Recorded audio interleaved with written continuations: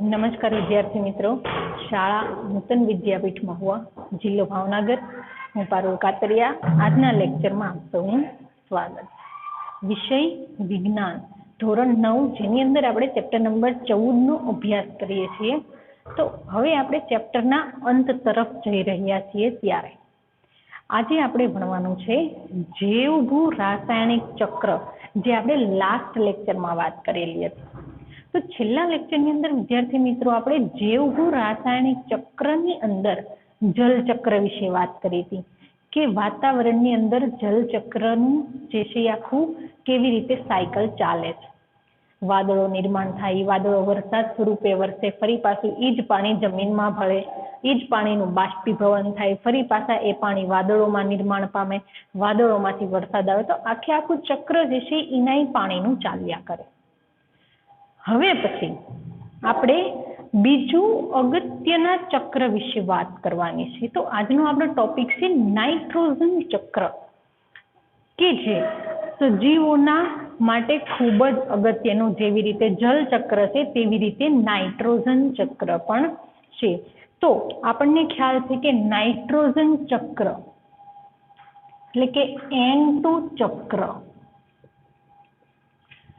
તો નાઇટ્રોજન ચક્રની આપણે વાત કરવાની છે ત્યારે ખૂબ જ અગત્યનો પ્રશ્ન છે વિદ્યાર્થી મિત્રો। તો સૌ પ્રથમ આપણે તેના ચાર્ટને દોરવાનો છે। જો માત્ર ચાર્ટ પૂછાય તો 2 માર્કની અંદર નાઇટ્રોજન ચક્રનો માત્ર ચાર્ટ પૂછાઈ શકે, અને જો 4 માર્કમાં પૂછે તો સંપૂર્ણ સવાલ નાઇટ્રોજન ચક્ર વર્ણવો, તો તમારે નાઇટ્રોજન ચક્ર અને તેની થિયરી પણ વર્ણવવાની રહેશે। તો વિદ્યાર્થી મિત્રો સૌ પ્રથમ આ ચાર્ટ મેં દર્શાવેલો છે। તો પ્રથમ નજરે તો ચાર્ટમાં તમને કઈ ખ્યાલ નહીં આવે, પરંતુ જેમ જેમ આપણે ભણતા જશું તેમ તેમ તમને સ્ટેપ બાય સ્ટેપ જે છે એ ખ્યાલ આવતો જશે। હવે આપણને ખબર છે કે આપણે વાતાવરણ ઉપર આધારિત છીએ, હવામાંથી આપણે ઓક્સિજન જેવી રીતે મેળવીએ છીએ, તેવી રીતે આ નાઇટ્રોજન પણ વાતાવરણમાં હોય છે। શેમાં હોય છે? આપણે જ્યારે વાતાવરણની વાત કરી હતી, હવાની વાત કરી હતી, ત્યારે કીધું હતું કે હવામાં અન્ય વાયુઓ પણ ભળેલા હોય, જેમ કે નાઇટ્રોજન, ફોસ્ફરસ વગેરે જે છે એ ભળેલા હોય છે। તો વાતાવરણની અંદર નાઇટ્રોજન રહેલો હોય છે, પરંતુ તે વાયુ સ્વરૂપે હોય છે। કેવો હોય છે? વાયુ સ્વરૂપે હોય છે। તો હવે આપણે આ ચક્રને સ્ટેપ બાય સ્ટેપ એટલે કે મુદ્દાસર લખતા પણ જશું અને સમજતા જશું, તો વધારે આઈડિયા આવશે। સૌ પ્રથમ આજે આપણે વાત કરીશું નાઇટ્રોજન। તો વિદ્યાર્થી મિત્રો હું N2 એટલે કે તેનું શોર્ટ ફોર્મ સિંગલ રાસાયણિક સંજ્ઞા જે છે એ દર્શાવીશ, એટલે તમારે સમજવાનું નાઇટ્રોજન એટલે કે નાઇટ્રોજનનું પ્રમાણ અને મહત્વ। વાતાવરણની અંદર નાઇટ્રોજન વાયુ કેટલા પર્સન્ટેજ છે અને એ નાઇટ્રોજન વાયુનું સજીવોમાં શું મહત્વ છે તેના વિશે આપણે જોઈએ। તો સૌ પ્રથમ આપણે જોઈએ નાઇટ્રોજનનું પ્રમાણ। તો કે વાતાવરણમાં, શોર્ટ ફોર્મ લખ્યું વાતાવરણમાં નાઇટ્રોજન 78%। વાતાવરણમાં નાઇટ્રોજન કેટલું છે? 78% વાતાવરણમાં નાઇટ્રોજન કે જે વાયુ સ્વરૂપે છે। કેવા સ્વરૂપે છે? વાયુ સ્વરૂપે નાઇટ્રોજન વાતાવરણની અંદર 78% છે। હવે આ નાઇટ્રોજન સજીવોમાં નાઇટ્રોજનનું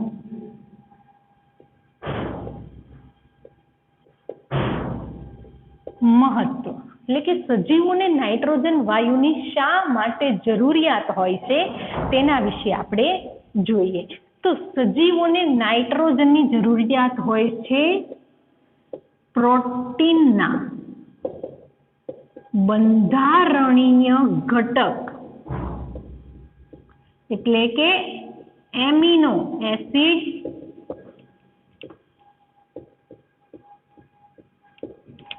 પ્રોટીન કે જે આપણે પ્રોટીન યુક્ત ખોરાક ખાઈએ છીએ તે શેના ઉપર આધારિત છે તો કે નાઇટ્રોજન તેના બંધારણમાં જરૂરી હોય છે. તો નાઇટ્રોજન સૌપ્રથમ તો ક્યાં જરૂરી હોય છે? પ્રોટીનના બંધારણીય ઘટક તરીકે.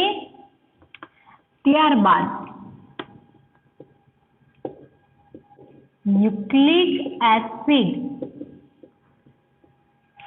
ન્યુક્લિક એસિડ તરીકે આપણે વિદ્યાર્થી મિત્રો ચેપ્ટર નંબર 5 માં ભણી ચૂક્યા કોષ કેન્દ્રની અંદર આપણે જોયું હતું ડીએનએ અને આરએનએ વિશે આપણે જે છે વાત કરી હતી કે જે ડીએનએ છે એ આનુવંશિક દ્રવ્ય છે, ઘટક છે.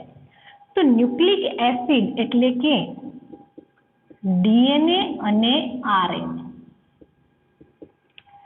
ન્યુક્લિક એસિડના બંધારણમાં અને કેટલાક વિટામિન્સના બંધારણમાં ક્યાં ક્યાં ભાગ ભજવે છે નાઇટ્રોજન વાયુ?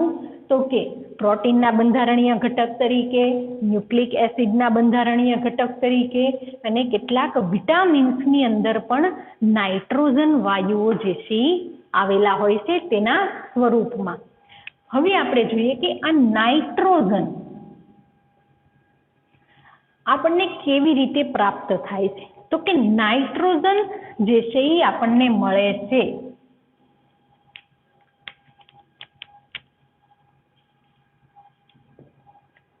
આલ્કલોઇડ અને યુરિયા સ્વરૂપ. તો આપણે વિદ્યાર્થી મિત્રો તમે યુરિયાનું નામ વારંવાર સાંભળેલું હોય છે. જે ખેડૂત મિત્રો હોય તેની અંદર જે ખેતી કરતા હોય તે લોકો શું કરે તો કે પોતાના ખેતરમાં નાઇટ્રોજન યુક્ત ખાતર એટલે કે યુરિયા ખાતર જે છે વાપરે. શું કામ? તો કે તેમાં ભરપૂર પ્રમાણમાં નાઇટ્રોજનનું પ્રમાણ હોય છે. તો નાઇટ્રોજન બીજે કયા સ્વરૂપે મળી આવે? તો કે આલ્કલોઇડ અને યુરિયા તરીકે વાતાવરણમાં મળી આવે. હવે અહીંયા આપણે વાત કરી કે આ નાઇટ્રોજન વાયુ સજીવોના બંધારણમાં જરૂરી છે. શેમાં જરૂરી છે? સજીવોને માટે અગત્યના છે, કારણ કે આ સજીવોમાં નાઇટ્રોજનનું મહત્વ છે. પરંતુ મેળવીએ ક્યાંથી? વાતાવરણમાંથી. હવે જો આપણે વાતાવરણમાંથી સતત ને સતત નાઇટ્રોજન વાયુ મેળવતા રહેશું, નાઇટ્રોજન પ્રાપ્ત કરતા રહેશું, તો એક વખત નાઇટ્રોજન ખતમ થઈ જવાની શક્યતા છે. શું થશે? તો કે નાઇટ્રોજન પૂર્ણ થઈ જવાની શક્યતા છે. તો જેવી રીતે આપણે નાઇટ્રોજનને મેળવીએ છીએ નાઇટ્રોજન સ્થાપનની ક્રિયા દ્વારા, તેવી જ રીતે આપણે ફરી પાછું વાતાવરણને પણ નાઇટ્રોજન આપવાનું, તો જ આખું ચક્ર ચાલે. નહીતર ચક્ર ચાલતું નથી, અહીંયા આવીને અટકી જાય. આ બાજુનો ભાગ જે છે એ ન ચાલે, માત્ર વનસ્પતિ અને પ્રાણી સુધી ચાલે. હવે આપણે વાતાવરણમાંથી જ્યારે નાઇટ્રોજન મેળવીએ છીએ તો નાઇટ્રોજન સ્થાપનની ક્રિયા દ્વારા આપણને નાઇટ્રોજન પ્રાપ્ત થાય છે અને ફરી પાછું આપણે વાતાવરણમાં પણ નાઇટ્રોજન ભેળવીએ એટલે કે ફેરવીએ છીએ. તો આ નાઇટ્રોજનને સૌપ્રથમ તો સ્થાપન કરવું જરૂરી બને છે, તો જ સજીવો તેનો ઉપયોગ કરે. હવે વાતાવરણમાં નાઇટ્રોજન કેટલા ટકા છે? તો કે 78%, જે વાયુ સ્વરૂપે. તો સજીવો નાઇટ્રોજનનો સીધો જ ઉપયોગ કરી શકતા નથી. આપણે વાતાવરણમાંથી સીધા નાઇટ્રોજનનો ઉપયોગ કરી શકતા નથી કે નાઇટ્રોજન વાયુ લઈ લીધો ને સજીવો તેનો ઉપયોગ કરી લે છે. પરંતુ નાઇટ્રોજનને તેના ઓક્સાઇડમાં રૂપાંતરિત કરવા પડે છે. શેમાં રૂપાંતરિત કરવા પડે છે? ઓક્સાઇડમાં રૂપાંતરિત કરવા પડે છે. તો હવે આપણે જેમ જેમ આગળ ભણીશું તેમ તેમ આપણને વધારે આઈડિયા આવશે. તો હવે આપણો અગત્યનો મુદ્દો શરૂ થાય છે. નાઇટ્રોજન સ્થાપનની પદ્ધતિઓ. નાઇટ્રોજનનો ઉપયોગ કરવા માટે સૌપ્રથમ તો આપણે વાતાવરણમાં રહેલા નાઇટ્રોજનને સ્થાપિત કરવો પડે. શું કરવો પડે? સ્થાપિત, જેવી રીતે આપણે ખોરાક જે છે એ ખાવો હોય, સજીવોને ભૂખ લાગી હોય, શરીરમાં શક્તિની જરૂરિયાત હોય, તો સૌ પ્રથમ આપણે એ ખોરાક, આપણું જે અનાજ છે તેને આપણે પકવવું પડે છે, ત્યારબાદ આપણે તેને ખાઈ શકીએ છીએ. તેવી જ રીતે જો આપણે નાઇટ્રોજનનો સજીવોના બંધારણમાં ઉપયોગ કરવો હોય તો આપણે સૌ પ્રથમ તેનું સ્થાપન કરવું પડે, સીધો વાયુ ઉપયોગ થઈ શકતો નથી. તો નાઇટ્રોજન સ્થાપનની બે પદ્ધતિ છે. નાઇટ્રોજન સ્થાપનની બે પદ્ધતિ છે, જેની અંદર આપણે પ્રથમ પદ્ધતિ જોઈએ રાસાયણિક નાઇટ્રોજન સ્થાપન, એટલે કે રાસાયણિક રીતે નાઇટ્રોજનનું સ્થાપન કેવી રીતે થાય છે તેના વિશે આપણે જોઈએ. તો હવે વિદ્યાર્થી મિત્રો ચાર્ટ તરફ આપણે જોઈએ તો ચાર્ટમાં મેં અહીંયા દર્શાવ્યું વાતાવરણનો નાઇટ્રોજન કે જે વાયુ સ્વરૂપે, ત્યાંથી અહીંયા એક બહારની તરફ જે છે એ લાઈન જાય છે અને અહીંયા લખ્યું વાતાવરણીય અને ઔદ્યોગિક સ્થાપન કે જેનું સમાવેશ રાસાયણિક નાઇટ્રોજન સ્થાપનમાં થશે. હવે આપણે જોઈએ કે રાસાયણિક નાઇટ્રોજન સ્થાપન દ્વારા કેવી રીતે નાઇટ્રોજનનું સ્થાપન થાય છે. તો ખાસ ધ્યાન આપજો વિદ્યાર્થી મિત્રો, સૌ પ્રથમ આકાશમાં વીજળીના ચમકારા, જ્યારે આકાશમાં વીજળીઓ થાય છે, આપણને ખ્યાલ છે કે વીજળીઓ થાય એટલે એકદમ જે છે ટ્યુબલાઇટ જેવું અંજવાળું આપતા હોય, તો જ્યારે આકાશમાં વીજળીના ચમકારા થાય અથવા તો ઉદ્યોગોમાંથી જે છે શોર્ટ સર્કિટ અથવા તો ઉદ્યોગોમાંથી જ્યારે ગરમ હવા જ્યારે નિર્માણ થાય છે ત્યારે શું થાય તો કે ત્યારે વાતાવરણ ગરમ થશે. આકાશમાં વીજળીના ચમકારા થાય, હવે વીજળી શું છે એકદમ ગરમ વસ્તુ, વીજળી જે છે એ શું કરે તો કે વાતાવરણને ગરમ કરે છે. તો આ વાતાવરણ ગરમ થવાથી કોના લીધે તો કે વીજળીના ચમકારા થવાથી વાતાવરણમાં તાપમાન વધે છે. શું વધે છે? તાપમાન વધે, ઉપરાંત તેની સાથે વાતાવરણની અંદર રહેલું દબાણ પણ વધે છે. એટલે આકાશમાં જ્યારે વીજળીના ચમકારા થાય છે ત્યારે ઊંચા તાપમાને અને ઊંચા દબાણે હવે વાતાવરણમાં શું રહેલો છે તો કે નાઇટ્રોજન. શું રહેલો છે? નાઇટ્રોજન. અને વીજળીના ચમકારા પણ ક્યાં થયા તો કે વાતાવરણની અંદર, આકાશમાં વીજળીના ચમકારા થાય ત્યારે હવે ઊંચા તાપમાને અને ઊંચા દબાણે નાઇટ્રોજનનું એટલે કે નાઇટ્રોજન વાયુ હવે શેમાં પરિવર્તન પામશે તો કે NO2 એટલે કે નાઇટ્રોજનના ઓક્સાઇડ.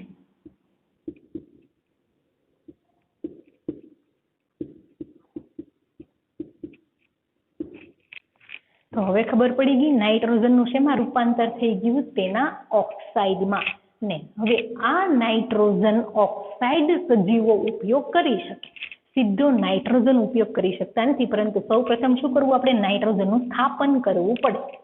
તો આ રાસાયણિક નાઇટ્રોજન સ્થાપનની વાત કરી, જેની અંદર આકાશમાં જ્યારે વીજળીના ચમકારા થાય ત્યારે વાતાવરણમાં તાપમાન અને દબાણ બંને વધવાથી વાતાવરણમાં રહેલો નાઇટ્રોજન વાયુ તેના ઓક્સાઇડ એટલે કે નાઇટ્રોજન ઓક્સાઇડમાં જે છે એ ફેરવાય છે. હવે આ ઓક્સાઇડ ક્યાં છે તો કે હજી વાતાવરણમાં છે. ક્યાં છે? વાતાવરણમાં. અને વાતાવરણમાં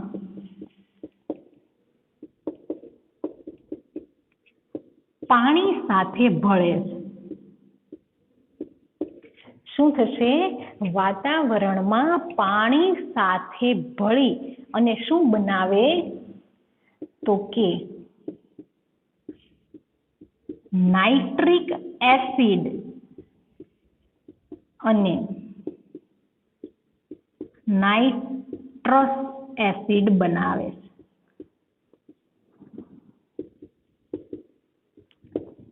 વાતાવરણની અંદર રહેલો જે વાદળના પાણી હોય છે, જે વરસાદનું પાણી રહેલું છે વાતાવરણમાં, તેની સાથે આ નાઇટ્રોજનના ઓક્સાઇડ જોડાઈ જાય એટલે શું બનાવે? નાઇટ્રિક એસિડ અને નાઇટ્રસ એસિડ. આ બંને એસિડો જ્યારે વરસાદ સ્વરૂપે જમીન પર પડે છે. હવે શું થશે? તો કે વાદળો, વાતાવરણમાં રહેલું જે પાણી છે તેની અંદર નાઇટ્રિક એસિડ અને નાઇટ્રસ એસિડ જે છે એ ભળી જાય. એટલે તે વરસાદના પાણીમાં શું થશે? તો કે આ બંને દ્રવ્યો ભળવાથી જ્યારે આ વરસાદ સ્વરૂપે આવું પાણી જમીન ઉપર પડે છે ત્યારે તો કે આવું પાણી જમીન પર પડતા નાઇટ્રોજનનો વિવિધ સજીવો ઉપયોગ કરે છે. શું થશે? તો કે હવે અહીંયા સીધું દર્શાવેલું છે. વાતાવરણમાં રહેલો નાઇટ્રોજન વાયુ આકાશમાં વીજળીના ચમકારા થવાથી ઊંચા તાપમાને અને ઊંચા દબાણે શું થશે? તો કે અહીંયા જો દર્શાવ્યું નાઇટ્રાઇટ અને નાઇટ્રેટ એટલે કે નાઇટ્રિક એસિડ અને નાઇટ્રસ એસિડમાં જે છે એ ફેરવાય છે, પાણી સાથે ભળી જાય અને વરસાદ સ્વરૂપે ફરી પાછા જે છે એ વરસાદ સ્વરૂપે જમીન ઉપર પડશે અને સજીવો તેનો ઉપયોગ એટલે કે વનસ્પતિ અને પ્રાણી તેનો ઉપયોગ કરે છે. અને વધારાનો જે નાઇટ્રોજન વધે છે જમીન ઉપર તે ફરી પાછો રિડક્શન પામી અને વાતાવરણમાં ભળી જાય છે. આ પ્રથમ રીત રાસાયણિક નાઇટ્રોજન સ્થાપનની રીત વિશે વાત કરી. તો વિદ્યાર્થી મિત્રો ખૂબ જ સરળ છે, એક વખત તમે આને વાંચજો એટલે આવડી જશે. ત્યારબાદ હવે આપણે જોઈએ બીજી રીત એટલે કે નાઇટ્રોજન સ્થાપનની બીજી પદ્ધતિ.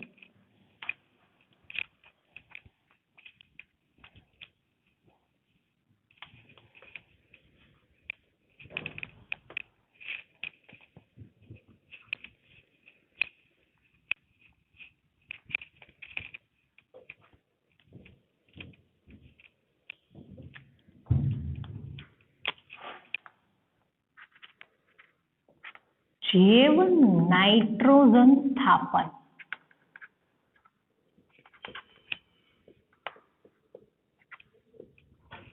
બીજી પદ્ધતિ કઈ છે નાઇટ્રોજન સ્થાપનની? જૈવ નાઇટ્રોજન સ્થાપનની પદ્ધતિ. શું કામ આને જૈવ નાઇટ્રોજન કીધું? તો કે આ પદ્ધતિની અંદર નાઇટ્રોજનનું સ્થાપન કરવા, નાઇટ્રોજનને ફિક્સ કરવા માટે સજીવો ભાગ ભજવે છે, એટલા માટે તેને જૈવ નાઇટ્રોજન સ્થાપન કહે છે. હવે આપણે જોઈએ પ્રથમ વાક્ય લખીએ કે રાસાયણિક નાઇટ્રોજન સ્થાપન કરતા જૈવ નાઇટ્રોજન સ્થાપન અનેક ગણો વધારે થાય છે. રાસાયણિક નાઇટ્રોજન સ્થાપન જેટલા પર્સન્ટેજ થાય છે તેના કરતા ખૂબ જ વધારે પ્રમાણમાં જૈવ નાઇટ્રોજન સ્થાપન દ્વારા નાઇટ્રોજનનું સ્થાપન થઈ શકે. શું કામ? તો લખીએ આપણે, કારણ કે જૈવ નાઇટ્રોજન સ્થાપનમાં સજીવો ભાગ લે છે, એટલા માટે સૌથી વધારે નાઇટ્રોજનનું સ્થાપન બીજી પદ્ધતિ દ્વારા થાય. તો હવે આપણે જોઈએ કે જૈવ નાઇટ્રોજન સ્થાપનમાં કોણ ભાગ લે છે? પ્રાણીઓ ભાગ લે છે કે વનસ્પતિઓ ભાગ લે છે? તેના વિશે આપણે જોઈએ. તો સસ્પેન્સ. તો કે નાઇટ્રોજન સ્થાપન કરતા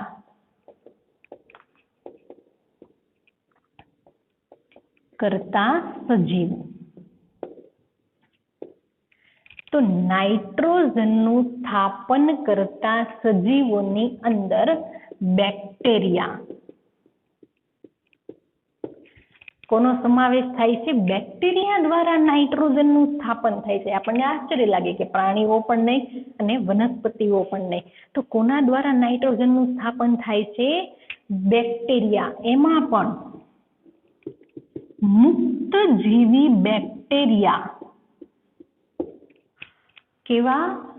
મુક્ત જીવી એટલે કે સ્વતંત્ર રીતે જીવતા, એકદમ કોલોનીમાં નહીં, જૂથમાં ન રહી. આ બેક્ટેરિયા કેવા છે? મુક્ત જીવી એટલે કે એકલા રહે છે, જૂથમાં રહેતા નથી. એટલે કે નાઇટ્રોજનનું સ્થાપન કરતા બેક્ટેરિયા કેવું વસવાટ ધરાવે? તો કે મુક્ત જીવી વસવાટ ધરાવે છે. મુક્ત જીવી બેક્ટેરિયા અને દ્વિદળી વનસ્પતિની જાતિઓ, દ્વિદળી વનસ્પતિની જાતિઓમાં જોવા મળતા બેક્ટેરિયા દ્વારા નાઇટ્રોજનનું સ્થાપન થાય. હવે આપણે જોઈએ કે આ મુક્તજીવી બેક્ટેરિયા કોણ કે જે નાઇટ્રોજનનું સ્થાપન કરે, અને દ્વિદળી વનસ્પતિમાં આવેલા સજીવો કોણ કે જે નાઇટ્રોજનનું સ્થાપન કરે છે.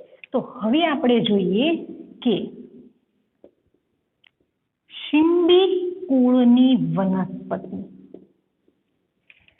એટલે કે કઠોળ વર્ગની વનસ્પતિઓના મૂળમાં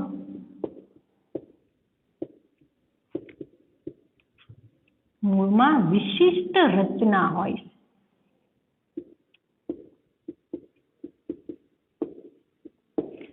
શિંબી કુળની વનસ્પતિ એટલે કેવી વનસ્પતિ? કઠોળ વર્ગની વનસ્પતિ. જેટલી પણ કઠોળ વર્ગની વનસ્પતિ છે કે જે દ્વિદળી છે એનું કુળ તો કે શિંબી કુળ. તો આ દ્વિદળી એકદળી વિશે આપણે આગળ હજી ચેપ્ટર 7માં અભ્યાસ કરીશું. તો શિંબી કુળની વનસ્પતિઓના મૂળમાં વિશિષ્ટ રચના હોય છે, જેને મૂળ ગંડિકા કહે છે. શું કહે છે એને? મૂળ ગંડિકા. હવે આનું સાદું ઉદાહરણ આપું એટલે તમને મૂળ ગંડિકા કોને કહેવાય ખબર પડી જશે. હવે અહીંયા મેં એક વનસ્પતિનો છોડ દર્શાવેલો છે. આ જમીનની સપાટી, તેમાંથી જમીનમાં તે મૂળ જે છે એ સ્થાપિત થાય છે.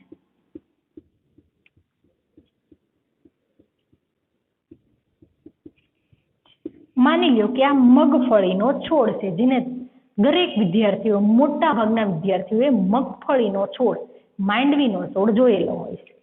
હવે આ મગફળીના છોડને જ્યારે જમીનમાંથી ખેંચવામાં આવે ત્યારે તે મૂળ સહિત બહાર આવે છે. તો તેના જે મૂળ હોય તેમાં આવી નાની નાની ગંઠિકાઓ હોય છે, નાની નાની ગાંઠો જે છે એ હોય છે. આવું જે છે મોટા ભાગના વિદ્યાર્થીઓએ જોયેલું હોય. મગફળીના છોડમાં મૂળમાં આવી નાની નાની ગાંઠો જેવી રચનાઓ, આપણને લાગે મોતીના મણકાઓ છે. તો આવી જે નાની નાની ગંઠિકા છે તેને કહેવાય મૂળ ગંડિકા. શું કહેવાય એને? મૂળ ગંડિકા કહે છે. હવે આ જે મૂળ ગંડિકા છે, વનસ્પતિના મૂળમાં આવેલી વિશિષ્ટ રચના કે જેને મૂળ ગંડિકા કહે છે. આ મૂળ ગંડિકાની અંદર લખીએ હવે આપણે અહીંયા મૂળ ગંડિકામાં કેવા બેક્ટેરિયા હશે? તો કે સહજીવી. આપણે કીધું ને અહીંયા દ્વિદળી વનસ્પતિની જાતિઓમાં જોવા મળતા બેક્ટેરિયા, એટલે શિંબી કુળની વનસ્પતિના મૂળ ગંડિકામાં કેવા બેક્ટેરિયા હશે? સહજીવી એટલે કે જૂથમાં રહે, એકબીજા સાથે સહજીવન એટલે કે હળી મળીને રહે ગ્રુપમાં. તો કે સહજીવી બેક્ટેરિયા વસવાટ કરે છે. મૂળ ગંડિકામાં કોણ હશે? કયા બેક્ટેરિયા? તો કે સહજીવી. અહીંયા મેં બે શબ્દ આવ્યા, મુક્તજીવી અને સહજીવી. તો જે સહજીવી બેક્ટેરિયા છે એ ક્યાં વસવાટ કરે? તો કે વનસ્પતિની મૂળ ગંડિકામાં. પણ કેવી વનસ્પતિ? તો કે દ્વિદળી અને શિંબી કુળની વનસ્પતિ. તો આ સહજીવી બેક્ટેરિયાનું નામ છે રાઇઝોબિયમ. આ યાદ રાખવાનું છે. 1 માર્કની અંદર પૂછાઈ શકે તેવો પ્રશ્ન, હેતુલક્ષી પ્રશ્નોમાં પૂછાય. સહજીવી બેક્ટેરિયા કે જે મૂળ ગંડિકામાં વસવાટ કરે છે તેનું નામ તો કે રાઇઝોબિયમ. એના જેવા જ હવે આ મુક્તજીવી બેક્ટેરિયા છે પણ ક્યાંક વસવાટ તો કરતા હશે. તો કે જમીનમાં કયા બેક્ટેરિયા હોય? તો કે મુક્તજીવી બેક્ટેરિયા, જેનું નામ છે, હવે આપણે લખીશું મુક્તજીવી બેક્ટેરિયા એટલે કે સાયનોબેક્ટેરિયા.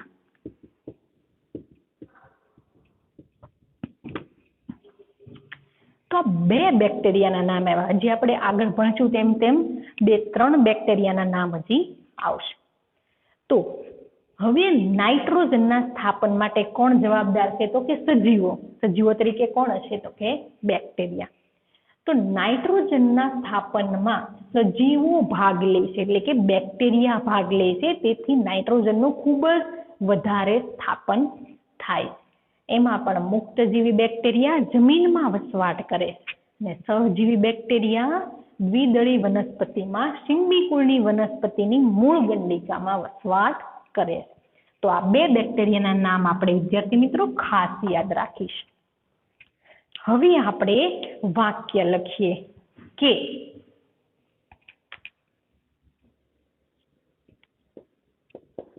શિંબી કુળની વનસ્પતિમાં આવેલી વિશિષ્ટ રચના કે જેને મૂળ ગંડિકા કહે છે, તેમાં વસવાટ કરતા સહજીવી બેક્ટેરિયા તરીકે આપણે લખીએ રાઇઝોબિયમ અને જમીનમાં રહેલા મુક્તજીવી બેક્ટેરિયા એટલે કે સાયનોબેક્ટેરિયા નાઇટ્રોજનનું સ્થાપન કરવાની ક્ષમતા ધરાવે છે. આ બંને બેક્ટેરિયા શું કરે? તો કે નાઇટ્રોજનનું સ્થાપન કરવાની જે છે એ ક્ષમતા ધરાવે છે. હવે આપણે જોઈએ કે જ્યારે નાઇટ્રોજનનું સ્થાપન થાય છે ત્યારે વનસ્પતિ અને પ્રાણીઓ તેનો ઉપયોગ કરે છે ત્યારે શેનું નિર્માણ થાય છે? તો કે એમોનિયાનું નિર્માણ થાય છે, નાઇટ્રાઇટનું નિર્માણ થાય અને નાઇટ્રેટનું નિર્માણ થાય. આ 3 ઘટકો નિર્માણ જે છે એ પામે છે.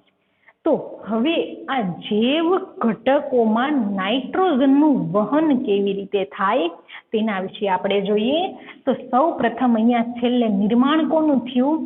એમોનિયા, નાઇટ્રાઇટ અને નાઇટ્રેટ. તો કે એમોનિયા,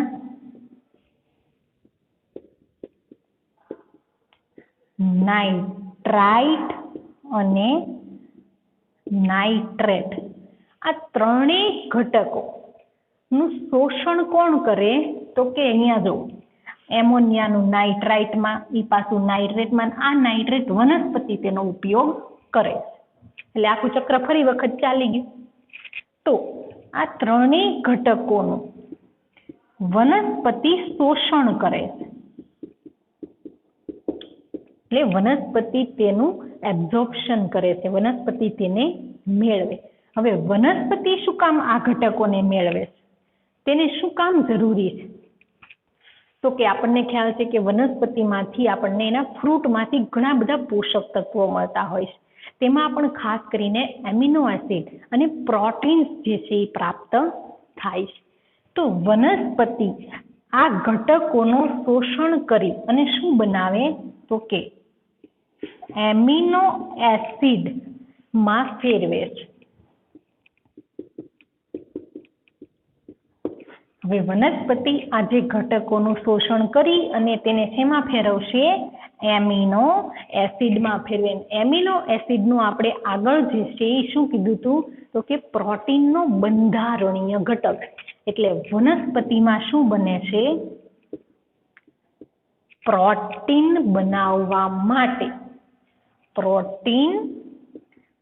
બનાવવા માટે એમિનો એસિડ ઉપયોગી છે, જે વનસ્પતિ શેની મદદથી બનાવે તો કે નાઇટ્રેટ, નાઇટ્રાઇટ અને એમોનિયાની મદદથી બનાવે છે. તો અહીંયા આપણે જોયું જૈવ નાઇટ્રોજન સ્થાપન. તો જૈવ નાઇટ્રોજન સ્થાપનની અંદર કોનો સમાવેશ થાય તો કે સજીવોનો સમાવેશ થાય છે. કયા સજીવો તો કે બેક્ટેરિયા. બે પ્રકારના, સહજીવી અને મુક્તજીવી. ક્યાં વસવાટ કરે છે તો કે સહજીવી બેક્ટેરિયા મૂળગંડિકામાં અને મુક્તજીવી જમીનની અંદર. આ બંને સજીવો એટલે કે બેક્ટેરિયા નાઇટ્રોજનનું ખૂબ જ મોટા પાયે સ્થાપન કરી અને સજીવોને માટે ઉપયોગી બને છે. હવે આપણે જોઈએ કે જ્યારે કોઈ પણ પ્રક્રિયા બને છે, જ્યારે જીવરસ એટલે કે પ્રાણીઓ અને વનસ્પતિઓ જ્યારે નાઇટ્રોજનનો ઉપયોગ કરી લે, હવે શું થાય તો કે આ નાઇટ્રેટ વનસ્પતિ શું કરે? એનું શોષણ કરી એમિનો એસિડ અને પ્રોટીન બનાવે. એ વનસ્પતિનો ખોરાક તરીકે સજીવો ઉપયોગ કરે. એ સજીવો અને વનસ્પતિ જ્યારે મૃત્યુ પામે છે ત્યારે જો અહીંયા એરા દર્શાવ્યા, જીવરસ પ્રાણીઓના અને જીવરસ વનસ્પતિઓના જ્યારે મૃત્યુ પામે છે ત્યારે તેની અંદરથી નાઇટ્રોજનનું શેમાં રૂપાંતર થઈ જાય છે? એમોનિયામાં રૂપાંતર થઈ જાય છે. એ એમોનિયાનું ફરી પાછું આગળ પ્રક્રિયાઓ થાય. તો અહીંયા જ્યાં જ્યાં પ્રક્રિયાઓ બને છે ત્યાં મેં એક નામ આપેલા છે. અહીંયા વનસ્પતિના જીવરસ અને પ્રાણીઓના જીવરસ કે જ્યારે તેઓ મૃત્યુ પામે ત્યારે એમોનિયા બને છે, પણ કઈ ક્રિયા દ્વારા તો કે એમોનિફિકેશન. તેવી જ રીતે રાસાયણિક નાઇટ્રોજન સ્થાપન માટે અહીંયા મેં દર્શાવેલું છે નાઇટ્રિફિકેશન, અને તેવી જ રીતે અહીંયા પણ નાઇટ્રિફિકેશન દર્શાવેલું છે અને લાસ્ટમાં અહીંયા લખેલું છે ડિનાઇટ્રિફિકેશન. તો આ ત્રણ નામ આવ્યા: એમોનિફિકેશન, નાઇટ્રિફિકેશન અને ડિનાઇટ્રિફિકેશન. તો આ ત્રણેય પ્રક્રિયાઓને આપણે સમજવાની છે, તો જ આપણને આખું નાઇટ્રોજન ચક્ર આવડશે. તો હવે આપણે એક પછી એક ચક્ર જે છે જોતા જઈએ. તો હવે પછીનો આ જે મુદ્દો છે તેનું નામ છે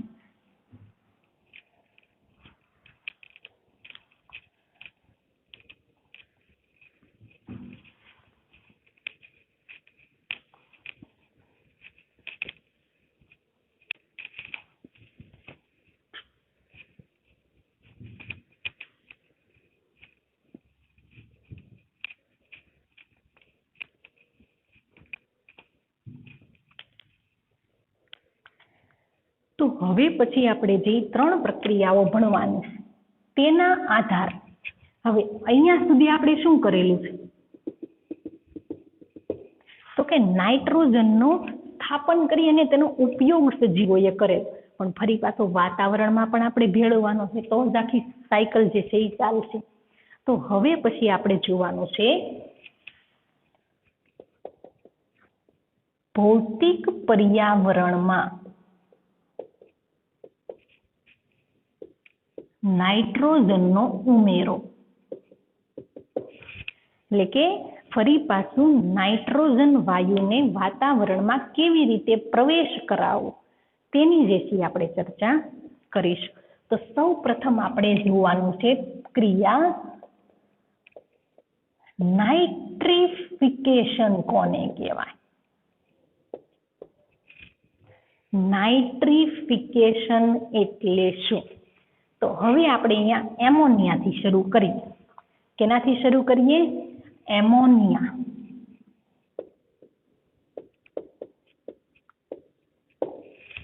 હવે એમોનિયાનું રૂપાંતર થઈ શેમાં કન્વર્ટ થયું? તો કે નાઇટ્રાઇટમાં. તો આપણે લખીએ એમોનિયાનું નાઇટ્રાઇટ બન્યું. શું બન્યું? નાઇટ્રાઇટ. પરંતુ જેવી રીતે નાઇટ્રોજનના સ્થાપન માટે બેક્ટેરિયા જવાબદાર, તેવી રીતે અહીંયા પણ બેક્ટેરિયા જે છે ઉપયોગી છે. એમોનિયાનું નાઇટ્રાઇટમાં રૂપાંતર કરનારા બેક્ટેરિયા કોણ? તો કે નાઇટ્રોસોમોનાસ. આ બેક્ટેરિયા આપણે યાદ રાખવાના છે. એમોનિયા નાઇટ્રોસોમોનાસ નામના બેક્ટેરિયા દ્વારા નાઇટ્રાઇટમાં રૂપાંતર થાય. શેમાં રૂપાંતર થાય છે? નાઇટ્રાઇટમાં.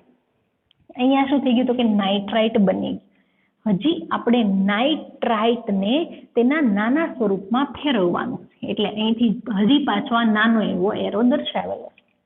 તો આ નાઇટ્રાઇટ હવે શેમાં રૂપાંતર પામ્યું? તો કે નાઇટ્રેટમાં. આ નાઇટ્રાઇટ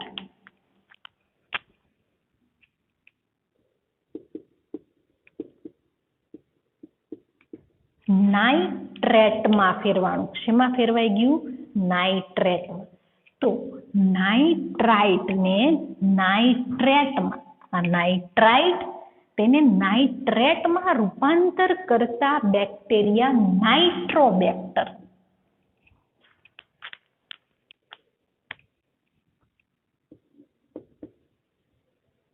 નાઇટ્રોબેક્ટર. તો અહીંયા પણ ફરી પાછા બે બેક્ટેરિયા આવ્યા.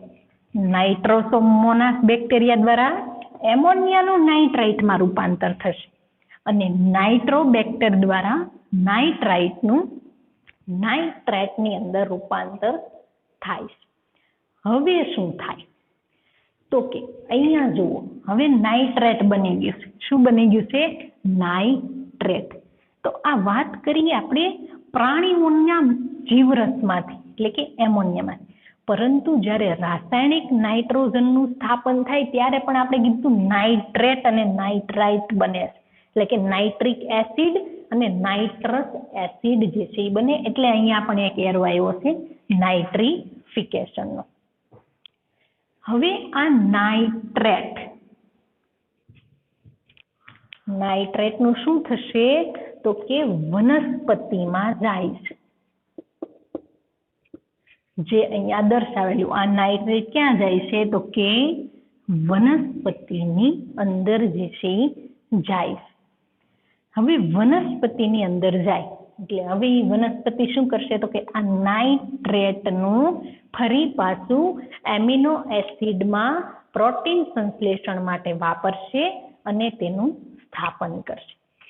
હવે વનસ્પતિમાં વયો ગયો એટલે સજીવોમાં તો આપમેળે આવવાનો. ફરી પાછો સજીવોમાંથી એમોનિયા બનશે. ફરી પાછી આ જ સાયકલ આગળ વધશે. ફરી પાછો વાતાવરણમાં જશે અને વનસ્પતિમાં પણ જશે. તો આખી સાયકલ શરૂ રહેશે. હવે વનસ્પતિમાં જાય અને બાકી રહેલો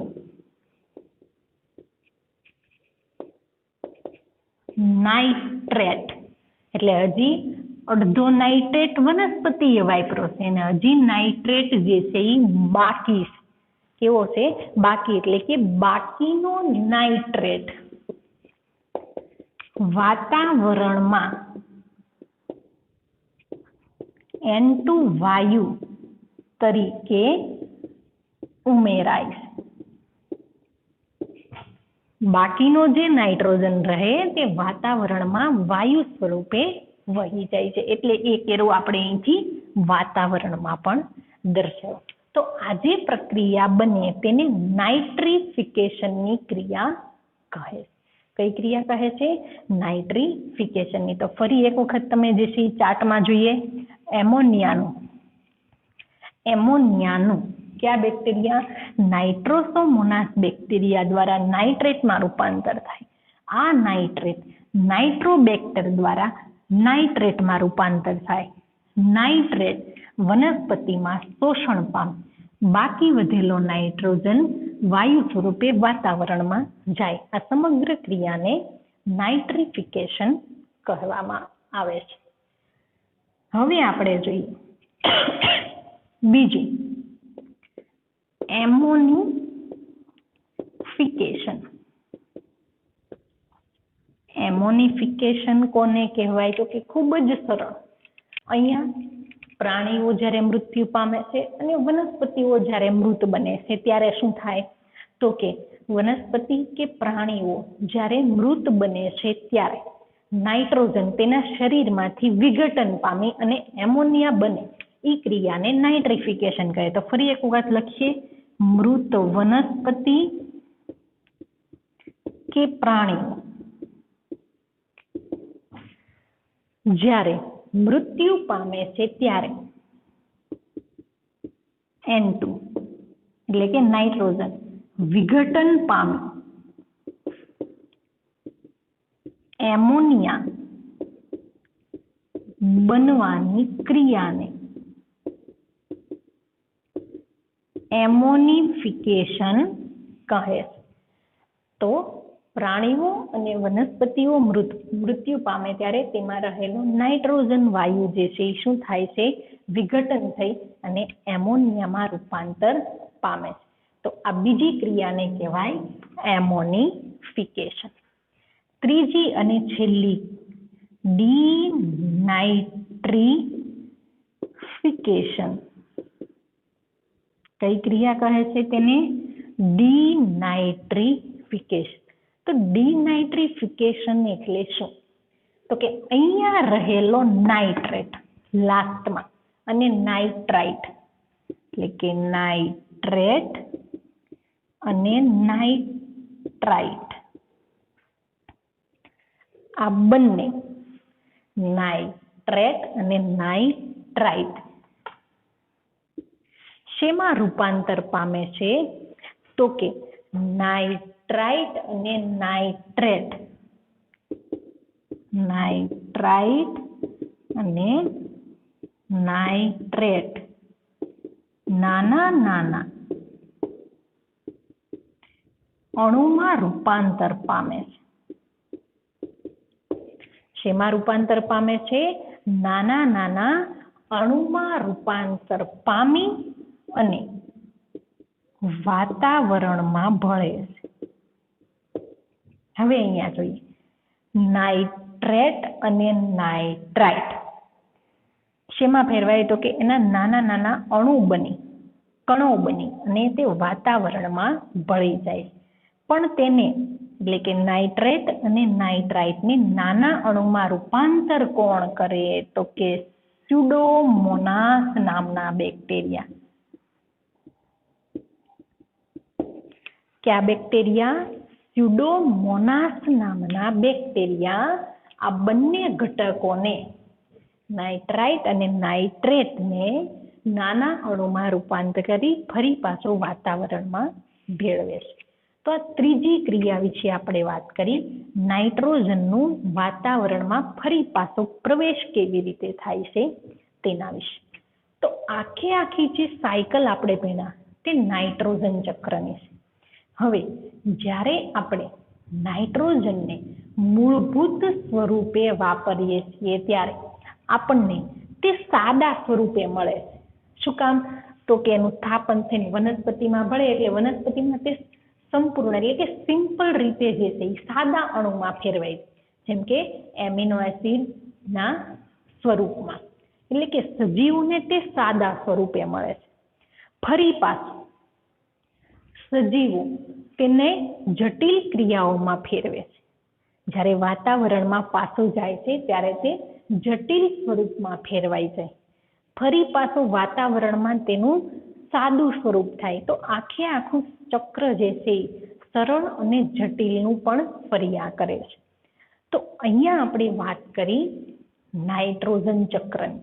તો નાઇટ્રોજન ચક્રની અંદર આપણે સૌ પ્રથમ તેનું પ્રમાણ કેટલું છે, તેનું સજીવોમાં મહત્વ શું છે, ત્યારબાદ આપણે 2 નાઇટ્રોજન સ્થાપનની પદ્ધતિ વિશે પણ ભણ્યા, રાસાયણિક નાઇટ્રોજન સ્થાપન અને જૈવ નાઇટ્રોજન સ્થાપન.